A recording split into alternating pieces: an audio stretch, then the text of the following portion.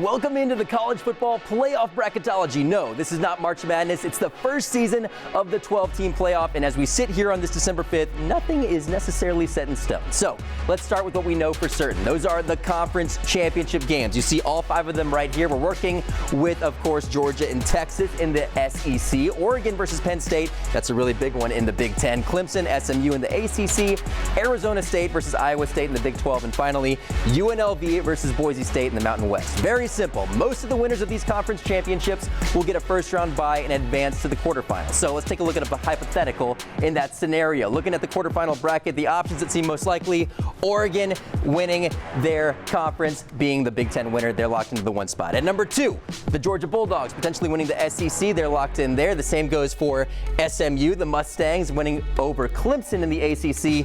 Then, of course, Boise State locked into the 4 should they win. But what happens should the unexpected occur? Well, let's take a look at how the top 20 currently looks. You see teams like Alabama, Miami locked in at 11 and 12, but that doesn't mean they will make it to the playoff. Why is that? Well, it boils down to 4 teams: Arizona State, Iowa State, Clemson, and UNLV. Those are the teams we're looking at. Let's roll through some scenarios. Should a team like Clemson win the ACC, the committee has hinted that SMU, which is right here at 8, will not be punished for playing in extra games. Therefore, you have 2 ACC teams. That does not include Miami. So much for the Hurricanes. Same goes for the Mountain West. Should UNLV right here pull off the upset against Boise State, then both of these teams make it into the playoff. It's a little bit of a different story there. But if the favorites end up winning, talking SMU right there and Boise State, teams like Alabama most likely could end up sneaking in, which brings us back to Georgia, which is right here at number 5. What happens if they lose? The committee has implied that the Dogs are safe, win or lose. Teams 5 through 8